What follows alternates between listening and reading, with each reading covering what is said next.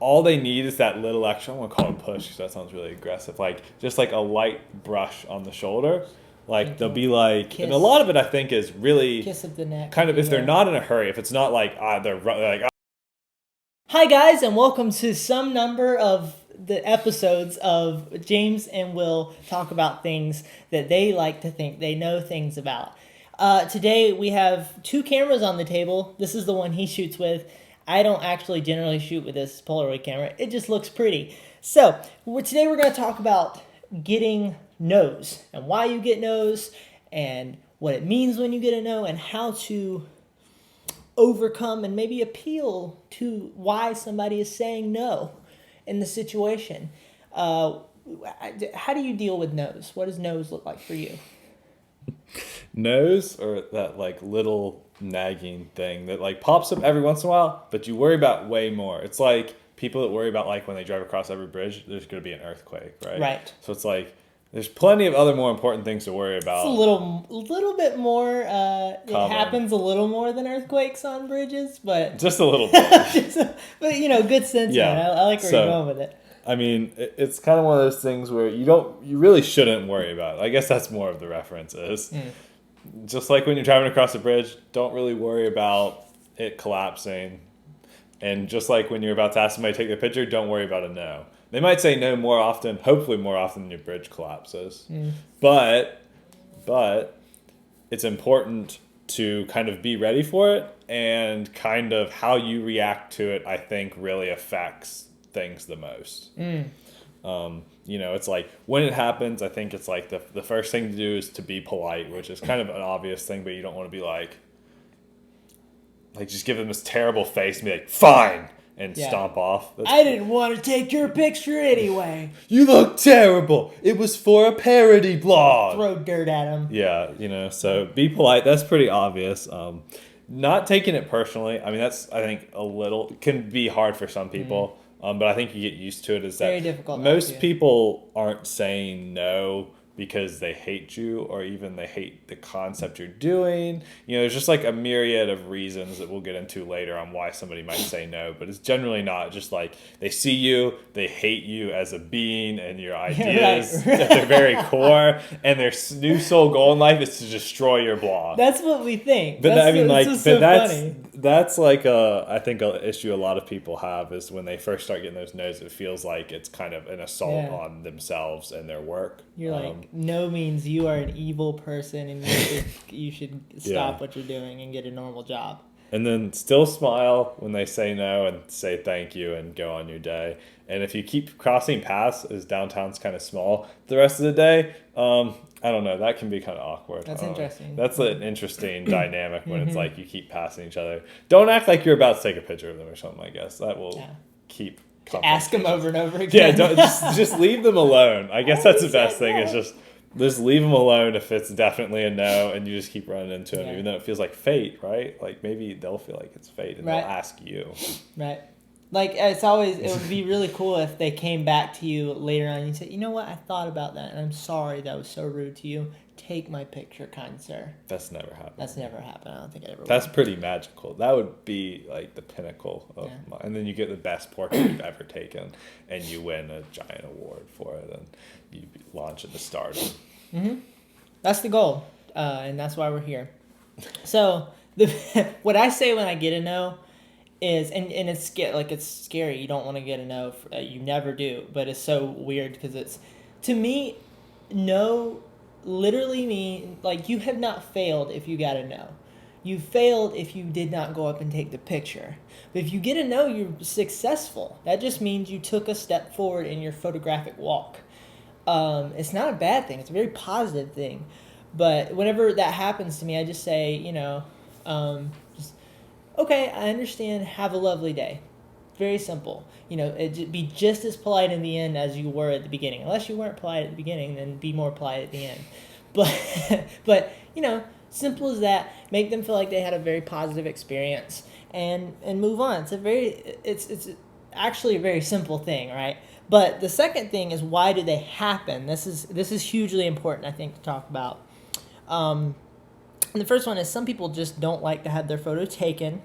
Second one is they're busy, they're trying to get somewhere. And that's kind of the least intimidating one. Sometimes people just need to get somewhere. They don't want to stop and have their photo taken.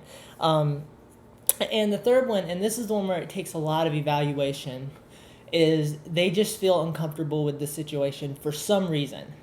And so I think that's when you need to stop and go, okay, why do they feel uncomfortable with me? Why do they feel uncomfortable with this interaction? Is it them? Is it me?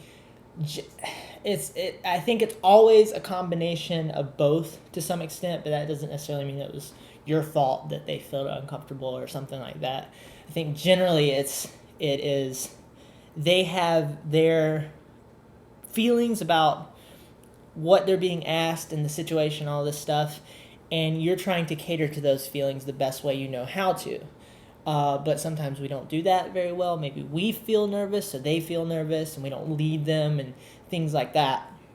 So overall, think about why the situation would make them feel uncomfortable. But sometimes there's just people that just don't want their photo taken. You can't really do a whole lot about that. You can try, and it's a fun game to try to figure out how to crack that code and help people feel more comfortable, make it feel like, I'll say be natural, things like that. It's a fun way to crack the code and try to figure out how to make people feel comfortable in that situation. But sometimes people just are very uncomfortable with that.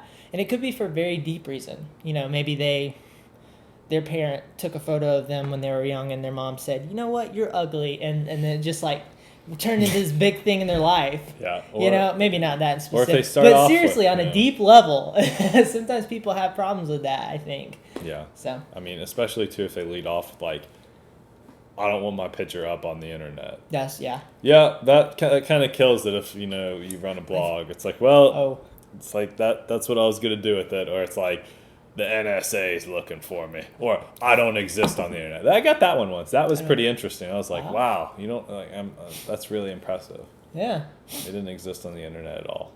That's, Well, unless a candid street photographer. I know. See, took a picture and they don't know. You just never know. Or all the Google cams and the security camera. Just all that stuff. You exist somewhere on the internet. Yeah. No one, especially in the United States, does not exist on the internet in some. If they left their home the day the Google car was out going around, I know. They're on the internet somewhere. But that's probably really traumatic for them. Whole privacy talk. That's a whole nother video. But anyway, so I think it's an interesting thing and a good thing to try to figure out why or how to appeal to people's uncomfortableness. And overall, we've talked about this before, you want to make people feel calm and friendly with you.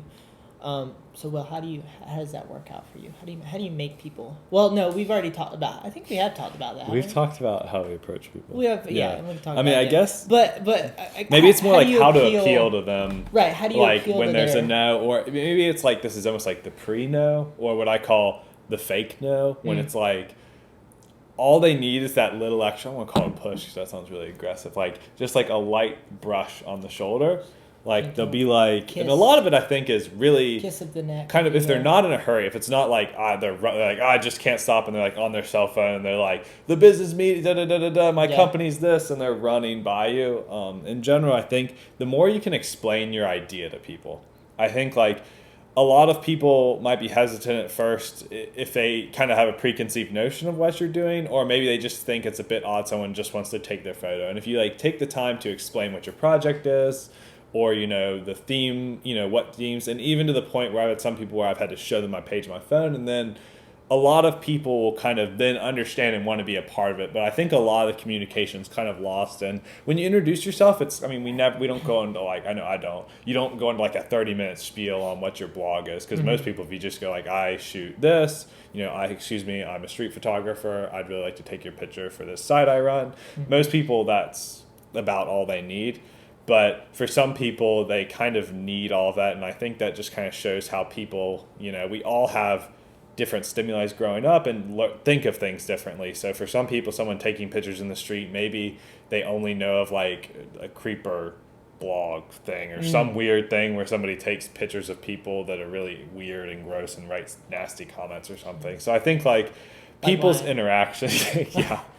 people's interactions and kind of ideas of what you're doing sometimes need more explaining. That's for me, that's the biggest one. That or like complimenting them a little bit more, or just also not making them feel like they have to, because I think that makes people get more uptight and kind of not wanting to have their picture taken. But what about for you, James? Well, I think okay, so I do think it's important to pay attention to the fact that anybody's going to feel a little, well, not anybody, but anybody can feel a little bit uncomfortable with having their photo taken, especially by a random photographer that they've never, like, they don't know if you're going to come up and be like, what are they thinking about you? You know, like, is this guy super, like, you know, you're a fashion guy, right? Perceivably, right? So if you come up to somebody, maybe they're thinking, oh gosh, what does he think about my shoes today? Or how does he feel about how I'm standing? Am I being a model enough? You know? Yeah. So there's all these little things that can make people feel just a little bit uncomfortable and maybe a little scared in the situation. And I think it's very important to appeal to that and try to just go, you know, help say, you know, try to feel natural, be natural. I want you to be natural. And just over-communicate. We always talk about over-communication, how important it is. So just appeal to their feelings. Another thing that's really interesting that I learned is there is this psychological idea that if you imitate somebody's mannerisms, manners, man,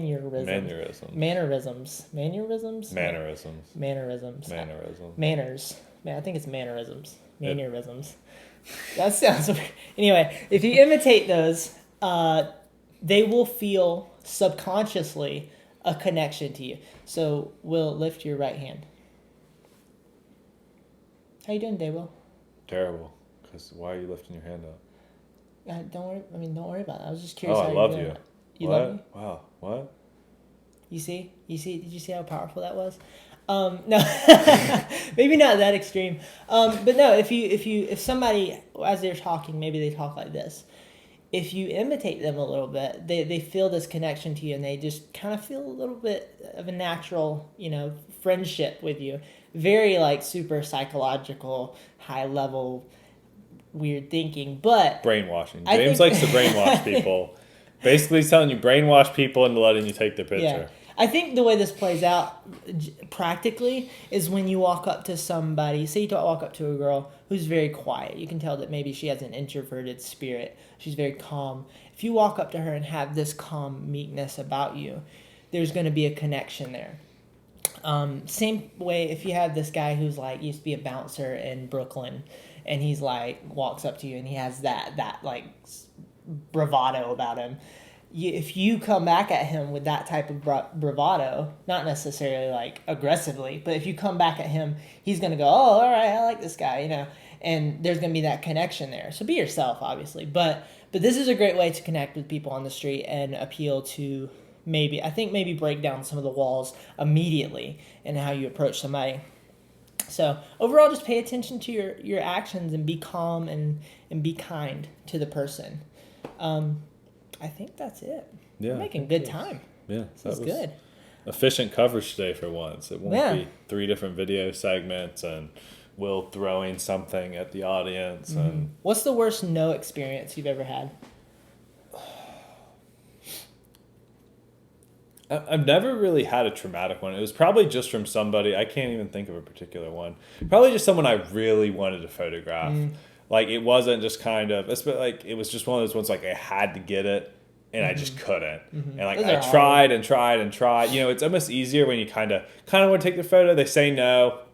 It's over. And you maybe you could have tried a little bit harder. Like, oh, that's okay. Yeah. Like, or you got a bunch of pictures that day. But when you're going for, like, that one, and it's, like, this one instant, and maybe you've never seen it before, you're in another city, and you'll never really get this chance to photograph the person again. And, like, you just want to capture how excited you are about them and all this stuff. And it's just, like, they're just, like, shoot you down. Like, ah! You know, that's the worst ones for me. I don't know if there's a particular one. I mean, I've never had anyone be that rude. And sometimes the easiest no is the people that like literally just won't talk to. They just be like, no, like they don't want to talk to anyone on the street. That's kind of easy because they just seem really closed off. It's easier not to feel like it's your fault. Right. When like you can't even. When the guy was a like, jerk. You like can't even do anything. Yeah. And they say no, so it's like that. But the ones where it's like when you really want it and you just can't quite make it happen, those are the worst for me. What about you, James? I can't think of my most dramatic one. They're really not I that know bad. there's something in your that- mind, though. If you're like when they happen, they feel terrible. Yeah, right. But afterwards, I can't. I know that there's something I'm missing because I can't remember a time. But I think there was something. I feel like there's something that did somebody happen break that your was like camera. that was like Someone tried to take your camera. Someone call the police on you. They were like, "Give me your camera. I want to take a picture of you." That was scary. But I will say that what does make me uncomfortable, I'll try to come up with a good no story. Make one up, as we always do here.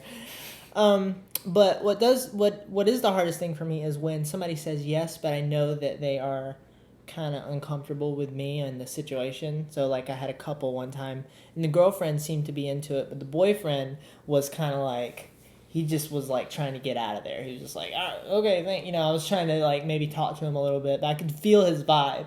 And that's very uncomfortable for me. That's hard. Cause then I struggle with like how I handled the situation. And so that's more difficult than anything for me. No, that is hard, especially because a lot of times that way you end up with a terrible photo, and then you like feel this commitment to the person to post it in a way, but then you also feel like this is just not what I wanted to work out. Yeah, that's hard because then it falls even more on you. It's like you just feel all this weight on your shoulders, like I didn't do it right. Right. And that's hard. Yeah, that is hard.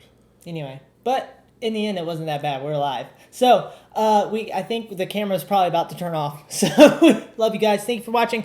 Subscribe, like if you liked it, comment, let us know what you think. Get questions, anything. Okay, we love you guys. Goodbye.